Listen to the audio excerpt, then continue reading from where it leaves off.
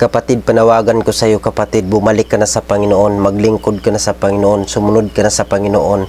Huwag ka nang mag-atubili pa, huwag kang magpaligoy-ligoy pa.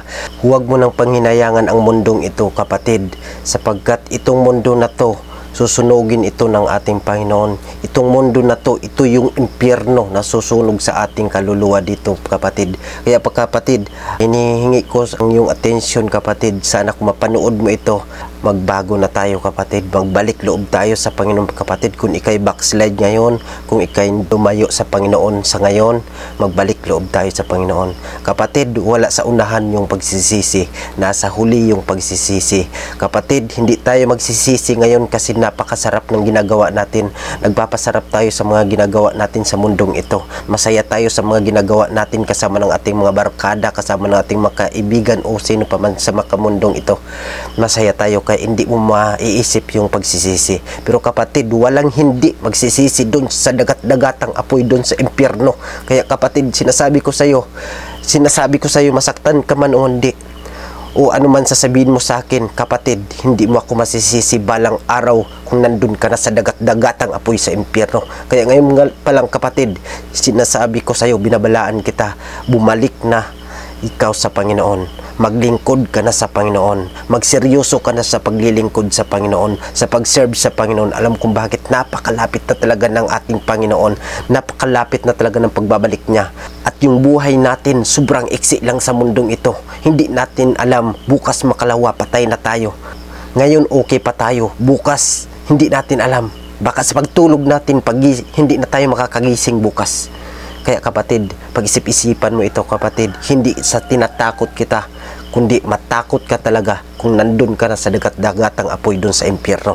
Kapatid, lahat ng mga ginagawa natin sa makamundong ito, mga pita ng laman, mga ginagawa ng ating laman, kalayawan ng laman, kalayawan ng mundong ito, sa lahat ng nagpapasasa tayo sa kalayawan sa mundong ito, kapatid, iwasan mo yan. Huwag mo nang panghinayangan yan kapatid, sapagkat dito lang yun sa mundong ito. Kahit gaano mo kayaman, kahit gaano mo kasikat, hindi yan maibabayad dun sa impyerno, dun para maligtas ka sa impyerno. Hindi yan makakabayad doon. Kaya kapatid, sinasabi ko sa inyo na magbago ka na sa Panginoon. Maglumapit ka na sa harapan ng Panginoon. Magpabago ka na sa harapan ng ating Panginoon.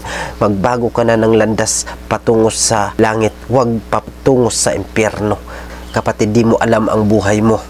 Bukas, makalawa, di mo alam ang buhay mo. Kung kailan kukunin ng Panginoon. Paano kapatid kung kukunin ng Panginoon ang buhay mo ngayon? Prepare ka na ba sa iyong buhay? Prepare ka na ba? Sigurado ka na ba na mapapalangit ka? Kapatid, pag-isip-isipan mo. Hindi pa ako nangaral dito mga kapatid para dumami kami sa church namin, para mag-church kayo sa simbahan namin, para dumami yung kita namin sa aming abuloy o opering o yumaman ang aming pastor. Hindi po kami nangaral ng ganyang kapatid. Para sa mga bagay na yan, para sa mga makasanlibutan, para sa mga material na yan. Nangaral kami kapatid para sa kaluluwa mo, para sa kaluluwa ng mga tao, na darating ang panahon na magsisisi talaga, na darating ang panahon na hukman tayo sa ating mga ginagawa, dito sa mundong ito. Mabuti man o masama, harap tayo sa ating Panginoon at magsusulit tayo sa lahat ng ating mga ginagawa. Kaya kapatid, ang lahat ng makamundong gawain at lahat ng mga kasayahan dito sa mundong ito, hindi natin yan may babayad dun sa langit para malangit tayo. Hindi natin may babayad dyan sa Panginoon para sabihin, Panginoon, marami akong pira para iligtas mo lang ako. Kapatid, hindi yan. Kapatid, hindi yan tatanggapin ng ating Panginoon. At isa pa kapatid, ang kayamanan mo, ang kasikatan mo, o ang pagiging profesional mo, o anuman antas ng pamumuhay mo dito, nasagana ka sa buhay sa mundong ito, ay hindi mo po yan may paghahambog sa harapan ng ating Panginoon. Kaya pagbalik ng Panginoon dito sa sanlibutan ito, pag di ka sumusunod sa naayon sa kalooban ng Panginoon at hindi ka nanatiling tapat sa paglilingkod sa ating Panginoon, hindi manghinayang ang Panginoon ay tatapon tayo doon sa dagat-dagatang apoy doon sa impyerno.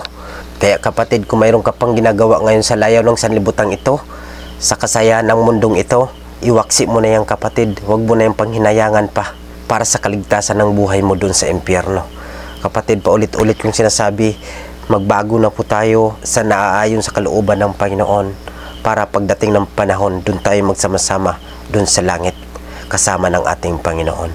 Kahit gaano mo man kasama kapatid o makasalanang kapatid, Kung handa ka magbalik loob sa Panginoon, kung handa kang sumunod sa ating Panginoon, papawiin ng Panginoon at linisin ng Lord ang iyong puso sa kanyang harapan. Wala pong perpekto sa atin dito mga kapatid. Isa man sa atin, ikaw, ako, tayong lahat, walang perpekto.